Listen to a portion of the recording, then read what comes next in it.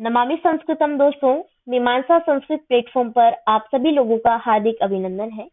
दोस्तों, मीमांसा संस्कृत प्लेटफॉर्म पर यूपीएससी संस्कृत ऑप्शनल के प्रीवियस ईयर पेपर्स को हम सॉल्व कर रहे हैं और ये जो सीरीज हमने प्रारंभ की है पेपर सॉल्यूशन की, इस सीरीज के अंतर्गत हम क्रमशः सन 2022, 21, 20, 19 तथा 18 के प्रश्न पत्रों को हम हल कर चुके हैं। ठीक है, यदि आपने इन वीडियोस को नहीं देखा है तो इन वीडियोस की प्लेलिस्ट का लिंक हम आपको डिस्क्रिप्शन बॉक्स में प्रोवाइड कर देंगे। आप इन वीडियोस को एक बारी से जरूर देख लीजिएगा, क्योंकि जब भी आप प्रश्न पत्र हल करेंगे प्रीवियस ईयर के, तो ये वीडियोस आपके लिए बहुत ज्यादा हेल्पफुल होंगे, ये मैं आपको बता देती हूँ। ठीक है, और इसी कड़ी को आगे बढ़ाते हुए आज हम सन 2017 के प्रश्न पत्र को देखेंगे, पेपर 1, जिसका फर्स्ट क्वेश्चन मूलतः व्याकरण से संबंधित होता है, आपको भी ज्ञात होगा। और किस तरीके से इस 2017 के प्रश्न पत्र में प्रश्न पूछे गए हैं, उनको आज हम देखेंगे। इस प्रश्न को प्रारंभ करने से पूर्व दोस्तों, मैं आपको एक इम्पोर्टेंट इन्फॉर्मेशन देना चाहूंगी कि मीमांसा का मोबाइल एप्लीकेशन लॉन्च हो चुका है। ठीक है, यदि आपको ज्ञात नहीं है तो आपकी जानकारी के लिए बता दें, आप iOS यूजर हैं तभी यहाँ के कोर्सेज को एक्सेस कर पाएंगे। ठीक है, और यदि आपको यूपीएससी संस्कृत ऑप्शनल का कोर्स चाहिए, आपको कोचिंग चाहिए, तो मीमांसा के एप्लीकेशन पर आप प्ले स्टोर पर सर्च कीजिएगा मीमांसा संस्कृत अकेडमी। ठीक है, या आपको इसका लिंक भी हम डिस्क्रिप्शन में दे देंगे। और यहाँ पर आपको Sanskrit optional UPSC Sanskrit optional का कंप्लीट कोर्स मिल जाएगा, आप देखेंगे तो। ठीक है, अपना रजिस्ट्रेशन आप जरूर से कर लीजिएगा। तो ये इन्फॉर्मेशन आपको देना था, बहुत ज्यादा जरूरी है। ठीक है, अब चलते हैं हम प्रश्न की ओर। जैसा कि ज्ञात है आपको, ये प्रश्न जो है संस्कृत भाषा में ही हमें लिखना होता है। ठीक है, पूरा का पूरा प्रश्न। और आपकी जानकारी के लिए मैं ये बता दूं दोस्तों, कि यदि आपकी संस्कृत भाषा अच्छी नहीं है, मजबूत नहीं है, तो आपको व्याकरण का कितना भी ज्ञान अच्छा हो, आप अपने ज्ञान को ठीक तरीके से लिख ही नहीं पाएंगे अगर आपकी भाषा मजबूत नहीं है, आपकी भाषा अच्छी नहीं है संस्कृत भाषा। तो इस प्रश्न को का पैटर्न यही है हल करने का, कि आपको संस्कृत तो एटलीस्ट इतनी आनी चाहिए कि आप अपने ज्ञान को उस पेपर पर डिलीवर कर पाए। ठीक है, तो ये सामान्य जानकारी मैंने आपको बताई है। अब चलते हैं हम प्रश्न की ओर। तो पहला प्रश्न है दोस्तों इसमें, अधोनिर्दिष्टाः सर्वे प्रश्नाः संस्कृत भाषया 2-3 पंक्तिभिः समाधेयः। 2 से 3 लाइनों में आपको संस्कृत भाषा में नीचे लिखे गए सभी प्रश्नों को हल करना है। एक एक मार्क्स के ये प्रश्न है, मतलब एक एक नंबर के हैं इसके अंतर्गत। इनको हम उप प्रश्न के नाम से बोल सकते हैं। ठीक है, ये प्रश्न संख्या 1 के अंतर्गत है इसमें। तो पहला है, ए भ तथा व वर्णानाम उच्चारण स्थानानि लेख्यानि। अब देखिए दोस्तों, जब हमने संज्ञा प्रकरण का अध्ययन किया था, तो संज्ञा प्रकरण का अध्ययन करने के साथ साथ ही हमने उच्चारण स्थान का भी अध्ययन किया है, आपको बताया है क्लासेस वगैरह में। तो ये संज्ञा प्रकरण, ये उच्चारण स्थान से संबंधित 1 नंबर का आपका प्रश्न होता ही है हर साल, तो ये जरूर से आपको ज्ञात होना चाहिए। इसमें एक आपको सूत्र आता है, ऐदैतोः कंठ तालु। इस सूत्र से ए वर्ण का उच्चारण स्थान क्या हो जाता है, कंठ तालु।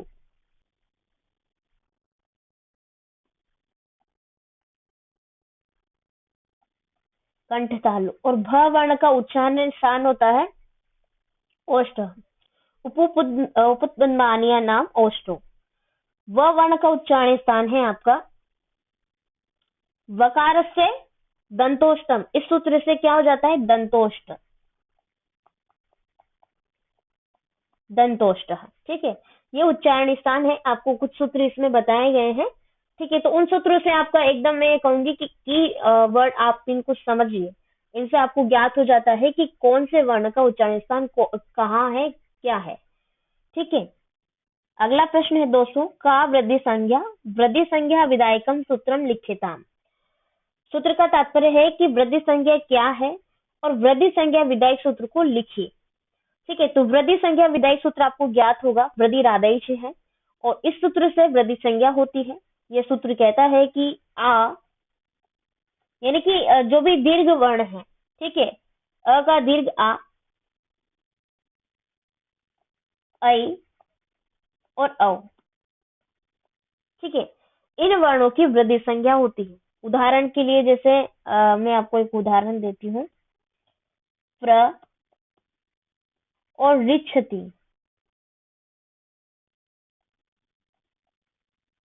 ठीक है, ये रिच्छति। अब आप इसका करेंगे संधि, तो हो जाएगा आपका प्रार्छति। ठीक है, तो यहाँ पर क्या हुआ, आपकी वृद्धि हो गई। तो वृद्धि संज्ञा क्या कहता है कि ये करता है कि आ और ऐ औ। तो यहाँ पर क्या है,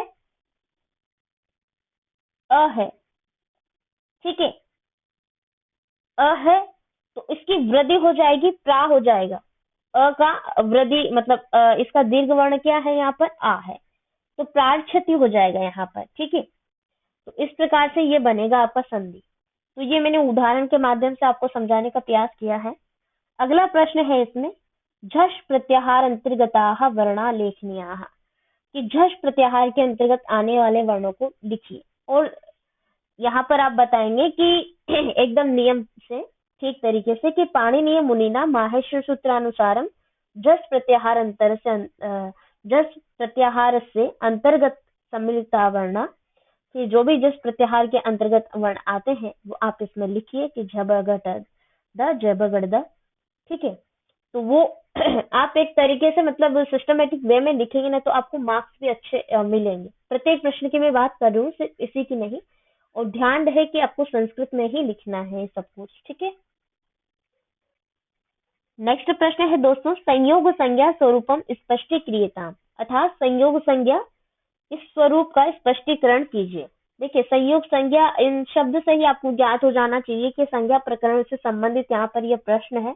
और प्रश्न जो कि संयोग संज्ञा क्या होता है, इसका सूत्र आपको बताना है, उसको उसका स्वरूप बताना है। तो आपका सूत्र है हलो अनंतरा संयोग। यह सूत्र जो है संयोग संज्ञा करता है, या इस सूत्र से संयोग संज्ञा होती है। तो आप कह सकते हैं कि इति सूत्रेण संयोग संज्ञा भवति। और इस सूत्र का क्या तात्पर्य है, ये सूत्र का तात्पर्य यह है कि जहां पर अच के बिना, यानी कि हल वर्ण, चूंकि हलो अनंतरा आप सूत्र से ही ज्ञात कर पा रहे हैं, हलो अनंतरा संयोग। अब यहाँ पर हल वर्णों के मध्य अत्यधिक समीपता अथवा संयोग होता है, वहां उन वर्णों के मध्य संयोग संज्ञा होती है। ठीक है, तो वो आपको बताना है। अगला प्रश्न है, गुरु धन आदेश सूत्रोल्लेख पूर्वकम संधि कार्यम विधेय। गुरु धन आदेश में कौन सा संधि है, यह आपको बताना है और सूत्र लिखना है। तो गुरु धन आदेश, इसका क्या हो जाएगा संधि, गुरुवादेश। और कौन से सूत्र से क्या संधि हुआ है, देखिए यहाँ पर यण संधि है। यण संधि का क्या नियम है, आपको भी ज्ञात होगा कि यण संधि में इको यणसी सूत्र आता है, इक के स्थान पर यण आदेश हो जाता है। ठीक है, तो इक में कौन कौन से वर्ण आते हैं, एक बार मैं आपको रिमेम्बर करवाना चाहूंगी। ई, उ, री और ली। ठीक है, ये इक प्रत्याहार के अंतर्गत आने वाले वर्ण हैं। और इक के स्थान पर यण आदेश हो जाता है अच परे होने पर। तो यहाँ पर अच परे है, ठीक है, आ है।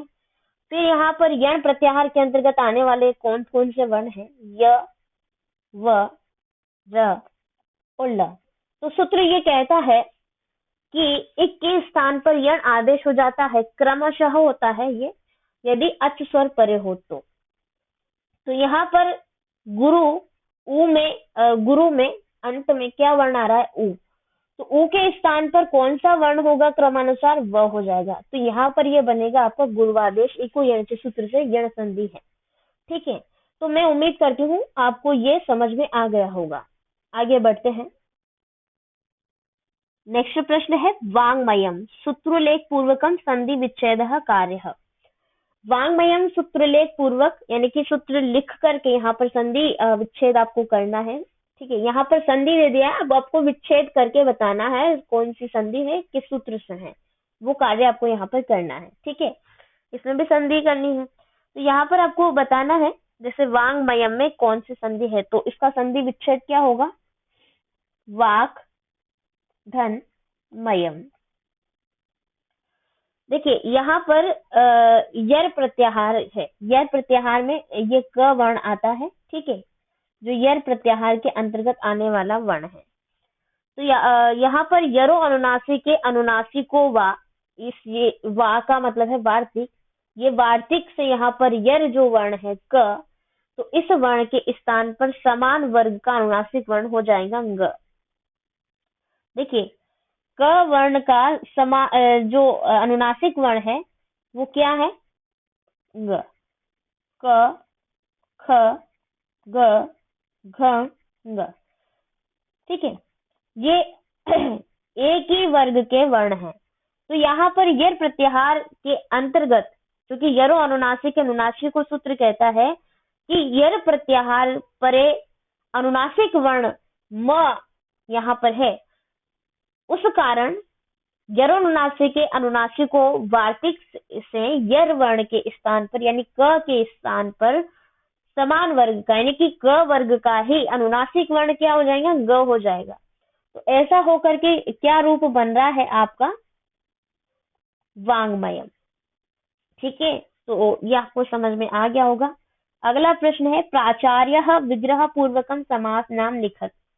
ठीक है, प्राचार्य विग्रह पूर्वक समास नाम बताना है और इसका विग्रह करना है। तो प्राचार्य का क्या होगा आपका?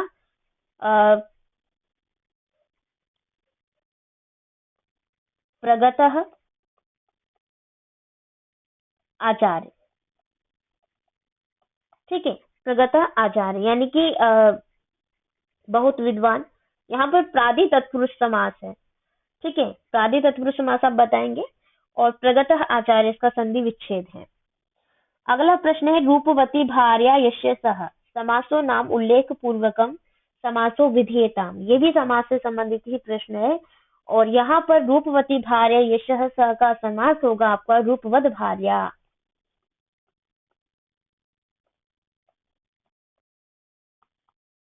रूपवद भार्य। ठीक है, इसका अलौकिक विग्रह भी आप कर सकते हैं, रूपवती सुभार्या सु अलौकिक विग्रह है। अनेकम अन्य पदार्थे, ये जो सूत्र है आपका, ठीक है, इसमें बहुव्रीहि समास है। तो आप सूत्र लिख करके यहाँ पर समास कीजिएगा रूपवद भार्यः। अगला प्रश्न है सर्वे जनाः सुखिनः भवन्तु वाच्य परिवर्तनं क्रियेताम्।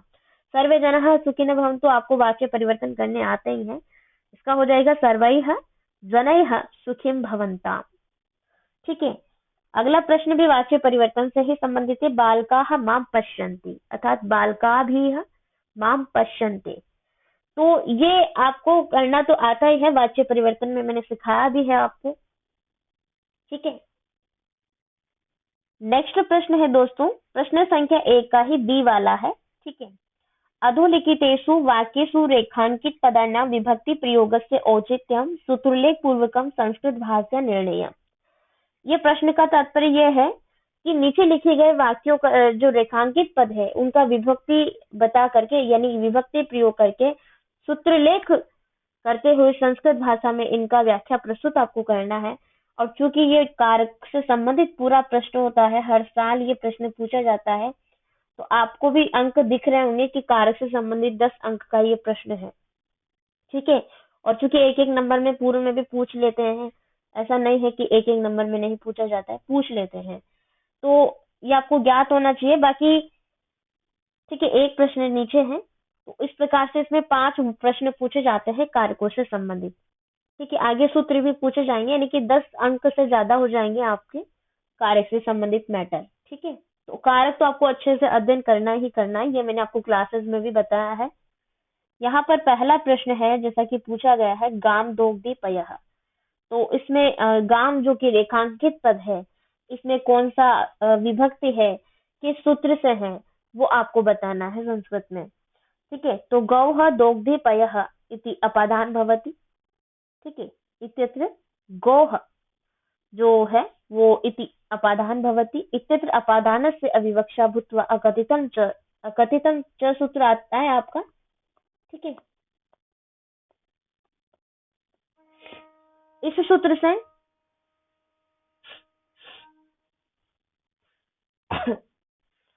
इस सूत्र से कर्म संज्ञा होती है। ठीक है, अकथितम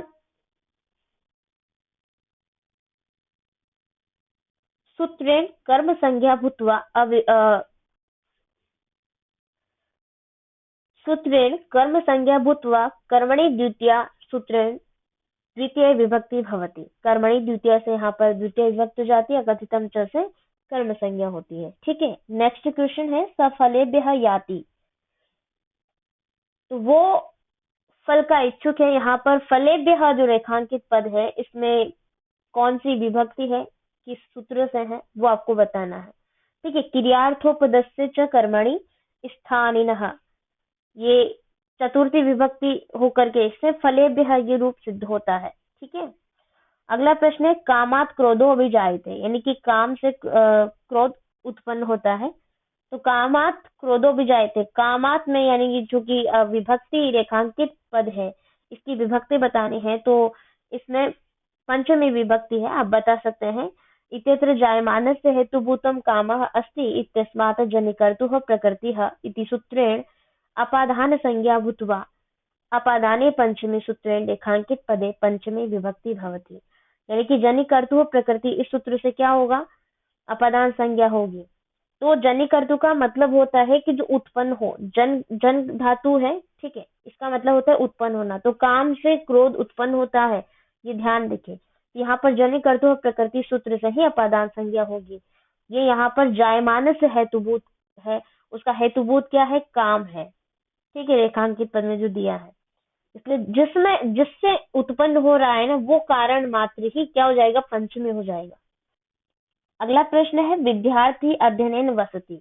तो विद्यार्थी अध्ययन से बसता है, यानी कि निवास करता है। अब देखिए यहाँ पर कारण है, आप यह नहीं कह सकते हैं डायरेक्टली कि यहाँ पर तृतीय विभक्ति है, अध्ययन पद आया है। तो यहाँ पर आपको कारण दिख रहा है कि वो किस लिए वहां पर रहता है, वो अध्ययन के लिए रह रहा है। तो कारण मात्र में तृतीय विभक्ति में एक तृतीय कारक में एक सूत्र आता है। नेक्स्ट प्रश्न है विद्यार्थी अध्ययन वसति। विद्यार्थी अध्ययन के लिए या अध्ययन से वहां पर निवास करता है, जहां पर भी वो रह रहा है। ठीक है, तो यहाँ पर अध्ययन जो पद है इसमें कौन सी विभक्ति है वो बताना है। तो अध्ययन यहाँ पर क्या हो गया, निवास का कारण हो गया कि वहां निवास किस लिए कर रहा है, कारण क्या है। तो कारण यहाँ पर अध्ययन है, हेतु है। तो हेतु एक आता है हेतवः सूत्र। ठीक है तो ये सूत्र से यहाँ पर जो रेखांकित पद में है वो तृतीय विभक्ति हो जाएगी, अध्ययन इति रूपम भवति, ऐसा रूप बनेगा। यहाँ पर क्या है, इत्यत्र अध्ययनन निवासस्य हेतुः अस्ति, ये कारण है, निवास करने का कारण यानी रहने का कारण क्या है, अध्ययन है। तो अध्ययन में चूंकि वही हेतु है तो उसमें हेतु सूत्र से रेखांकित पद में तृतीय विभक्ति होकर के यहाँ पर अध्ययन ये रूप बनेगा। ठीक है, अगला प्रश्न है रामे वनम गते दशरथः प्राणान् तत्याज, यानी कि राम के जाने के बाद दशरथ ने प्राणों को त्यागा। राम के वन जाने पर दशरथ ने प्राणों को त्यागा। ठीक है, नेक्स्ट प्रश्न है रामे वनम गते दशरथः प्राणान् तत्याज, यानी राम के वन जाने पर दशरथ ने प्राण त्यागे, ये दशरथ ने प्राणों को त्यागा था। ठीक है, तो ये इसका अर्थ है। अब दोस्तों यहाँ पर उपपद विभक्ति है। उपपद विभक्ति क्या होती है ये मैं आपको संक्षिप्त रूप से समझाने का प्रयत्न करती हूँ। ठीक है, देखिए जब कारक विभक्ति क्या है और कारक विभक्ति और उपपद विभक्ति, इनमें क्या अंतर होता है एक बार ये समझ लीजिए तो आपको उपपद विभक्ति भी समझ में आ जाएगी, क्योंकि इससे भी संबंधित प्रश्न पूछा भी गया है और पूछा भी जा सकता है।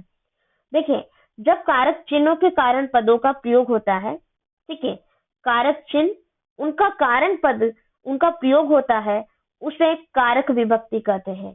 ठीक है, एक बार फिर से सुन लीजिए कि जब कारक चिन्हों के कारण पदों का प्रयोग होता है उसे कारक विभक्ति कहते हैं, परंतु जब वाक्य में किसी विशेष शब्द के कारण, ठीक है, विभक्ति लग जाती है तो उसे उपपद विभक्ति कहते हैं। किसी विशेष चिन्ह के कारण, किसी विशेष शब्द के कारण विभक्ति लग जाने पर उसे उपपद विभक्ति कहते हैं। मात्र इतना ही अंतर यहाँ पर है। ठीक है, विभक्ति और उपपद विभक्ति में। अब जैसे मैं आपको एक उदाहरण देती हूँ कि सैनिकाः देशं रक्षन्ति। ठीक है, सैनिकाः देशं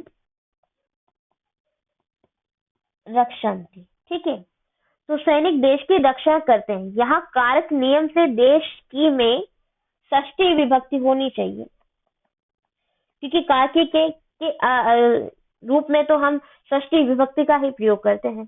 तो यहाँ पर वैसे तो नियम के अनुरूप तो षष्ठी विभक्ति होनी चाहिए, पर रक्ष धातु यहाँ पर आया है। ठीक है, तो रक्ष धातु के कारण द्वितीय विभक्ति हुई है। किसमें? देशम में द्वितीय विभक्ति हुई है। ठीक है, अर्थात जब कारक के नियम अनुसार विभक्ति न लगकर विशेष शब्द और धातु के कारण कारक के चिन्हों और नियमों की उपेक्षा करके जो विशेष विभक्ति लगती है, इसे ही उपपद विभक्ति कहते हैं। ठीक है, मैं उम्मीद करती हूँ कि आपको उपपद विभक्ति जरूर समझ में आ गई होगी। मैंने आपको उदाहरण भी दिया है। यदि आपको इस उपपद विभक्ति पर डिटेल से वीडियो चाहिए कि उपपद विभक्ति क्या होती है और इसके प्रत्येक विभक्ति का एक एक उदाहरण देकर के बताइए, ऐसा अगर आपको वीडियो चाहिए तो आप कमेंट बॉक्स में कमेंट कीजिए। मैं आपको इस पर जरूर से वीडियो बनाऊंगी। आप कमेंट करेंगे तभी आपको इस पर वीडियो मिलेगा। ठीक है, क्योंकि उपपद विभक्ति का एक प्रश्न पूछा गया है प्रीवियस ईयर में, तो ये जरूर इम्पोर्टेंट है कि नेक्स्ट ईयर अलग तरीके से पूछा जा सकता है। तो यदि आपको चाहिए उपपद विभक्ति आपको जानना है तो आप कमेंट कीजिए, मैं आपको इस पर वीडियो प्रोवाइड करूंगी। ठीक है, अब आगे बढ़ते हैं। नेक्स्ट प्रश्न है दोस्तों, अधोलिखितानां सूत्राणाम् अर्थोदाहरणानि संस्कृतेन 3-4 पंक्तिभिः लेख्यानि। प्रश्न का तात्पर्य है कि नीचे लिखे गए सूत्रों का अर्थ बताते हुए उदाहरण सहित संस्कृत में 3-4 पंक्तियों में आपको ये प्रश्नों के उत्तर देने हैं। ठीक है, इसमें कुछ सूत्र दिए गए हैं जिनकी व्याख्या आपको उदाहरण सहित प्रस्तुत करनी है संस्कृत में। ठीक है, तो पहला इसका प्रश्न है, मुख नासिका वचनो अनुनासिकः। मुख नासिका वचनो अनुनासिकः ये एक सूत्र है और इसकी व्याख्या करते हुए उदाहरण आपको देना है। अब देखिए, अब ये क्या होता है, हम कहते हैं कि स्वराणाम उच्चारणम द्विधा क्रियते। स्वरों के उच्चारण दो होते हैं, दो प्रकार के किए गए हैं, बताए गए हैं कि एक तो है अनुनासिक, ठीक है, और दूसरा है अनअनुनासिक। इसलिए हम कहते हैं कि अनुनासिकम व अनअनुनासिकम व। ठीक है, तो अनुनासिक क्या होता है और अनअनुनासिक क्या होता है, इसके विषय में मैं आपको थोड़ा सा संक्षिप्त रूप से बता देती हूँ। देखिए, अनुनासिक जो है इसमें मुख सहित नासिकया, यानी कि मुख के साथ में नासिका से जो उच्चार्यमान वर्ण है उनको अनुनासिक बोलते हैं। यानी कि दो जगह से जिनका उच्चारण होता है मुख और नासिका से, उनको हम अनुनासिक वर्ण बोलते हैं, जिसमें मूलतः उदाहरण दे देती हूँ यथा। ठीक है, न्य, म, न, न और न, ये वर्ण आ गए हैं, ये अनुनासिक वर्ण है जिनका मुख और नासिका दोनों जगह से उच्चारण होता है। आप बोलकर देखिएगा। ठीक है, और अनुनासिक वर्ण क्या होते हैं, ये अनुनासिक न ते अनुनासिका। ठीक है, जिसमें अनुनासिक मतलब अनुनासिक हो, अनुनासिक इसमें नहीं होते हैं, मतलब ये वर्ण नहीं होते हैं। कह रहे हैं कि क ख ग घ इत्यादि जो भी वर्ण शेष रह गए हैं, जैसे 5 वर्ग बताए गए हैं संस्कृत में। प्रथम वर्ग है क वर्ग। क वर्ग में क्या आ जाता है, क ख ग घ न। तो क ख ग, तो ये वर्ण तो हो गए आपके अनुनासिक, और जो यहाँ पर ये वर्ण पांचों वर्गों के अंतिम जो वर्ण है वो अनुनासिक वर्ण है। तो ये आपको पता होना चाहिए कि अनुनासिक वर्ण नासिका और मुख दोनों जगह से उच्चार्यमान होते हैं, उनको अनुनासिक वर्ण कहते हैं। बाकी जो भी शेष है वो अनअनुनासिक के अंतर्गत आ जाएंगे। ठीक है, अगला प्रश्न है लोपः शाकल्यस्य। लोपः शाकल्यस्य, ये लोप विधायक सूत्र है। ठीक है, लोप विधायक। ये सूत्र क्या कहता है? यदि पदान्ते यकार वकार च विद्यमान अस्ति तथा च परे अशः अश् प्रत्याहार भवति तर्हि य व वर्णानां विकल्पेन लोपम भवति। उदाहरण के लिए मैं आपको बता देती हूँ। देखिए, लोप शाकल्य जो सूत्र है, यहाँ पर आपको उदाहरण सहित सारे सूत्रों का उदाहरण देकर के ही आपको बताना है। ठीक है, ये सूत्र है कि ये लोप विधायक सूत्र कह रहा है कि पदान्ते यकार वकार छ, कि पद के अंत में यकार और वकार यानी कि य और व विद्यमान हो तथा परे यानी अश प्रत्याहार हो, उसके बाद में क्या हो? अश प्रत्याहार। ये अश प्रत्याहार है। ठीक है, वो हो तो य तथा व, य और व के वर्णानाम यानी य व वर्णों का विकल्प से लोप हो जाता है। अब जैसे मैं आपको एक उदाहरण यहाँ पर देती हूँ। पद है हरय ईह, तो आप इसका संधि बनाएंगे तो हर ईह, हम इसका विकल्प पक्ष में ऐसा लिखेंगे। ठीक है, विकल्प से ये ऐसा हुआ है। ठीक है, आप इसको ऐसे भी लिख सकते हैं।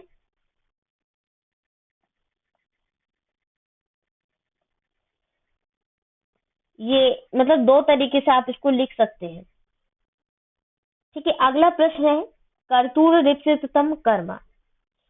कर्तूर रिप्सितम कर्म जो कि आपकी कर्म संज्ञा करने वाला सूत्र है। कर्ता अपनी क्रिया द्वारा जिसको अत्यधिक चाहता है उसकी कर्म संज्ञा होती है, जो इच्छित वस्तु है उसकी कर्म संज्ञा होती है। जैसे कि उदाहरण है सह ग्रामम गच्छति, तो वह जो है गांव को जाना चाहता है, उसके जाने की इच्छा है। यानी कि इच्छित क्या है वस्तु, यानी कि इच्छित है यहाँ पर गांव, तो वो गांव को जाना चाहता है। यानी कि सह ग्रामम गच्छति, वो गांव को जाता है क्योंकि उसको गांव को जाने की इच्छा है। तो यहाँ पर जिस में इच्छा है, जो इच्छित वस्तु है, उसी में कर्तुर रिश्चितम, इस सूत्र से कर्तुर रिश्चितम कर्म सूत्र से कर्म संज्ञा होकर के द्वितीय विभक्ति यहाँ पर आपकी हो जाएगी। ठीक है, द्वितीय विभक्ति का सूत्र आपको बता ही दिया मैंने। अगला प्रश्न है उपपद मतिंग। उपपद मतिंग ये सूत्र तत्पुरुष समास का है। पद सुबंध का समर्थ के साथ समास होता है और यह समास तिंगंत के साथ नहीं होता है, समास सुबंध के साथ में होता है, ये ध्यान रखिए। ठीक है, जैसे कि इसका उदाहरण मैं आपको बता देती हूँ। कुंभकार, कुंभकार, कुंभम करोति इति कुंभकार। यहाँ पर अण प्रत्यय है, प्रत्यय देखा जाए तो। हालांकि आप ये उपपद मतिंग जो सूत्र है ये बताएंगे कि ये यहाँ पर समास है, तत्पुरुष समास का सूत्र है। पद सुबंध का सुबंध के साथ में समास होता है, यानी कि यहाँ पर तिंगंत नहीं होता, मतलब कोई धातु नहीं होती, कोई पद शब्द, जिस शब्द को हम संस्कृत में पद बोलते हैं, तो पद का पद के साथ में जो विभक्ति का लोप होकर के समास होता है, मतलब मेल होता है, उसे हम समास कहते हैं। यहाँ पर तिंगंत नहीं आता है, तिंगंत का मेल नहीं होता है, यानी कि धातुओं का मेल नहीं होता है, सिर्फ शब्दों अर्थात पदों का मेल होता है समास में, इतना आप ध्यान रखिए। ठीक है, अगला प्रश्न है हशिच। हशिच यह सूत्र है हश प्रत्याहार तथा यवरलह परे होने पर भी अपलुप्त आकार से आगे वाले जो रू को उकार हो जाता है, जैसे कि शिव ओ वंद्य।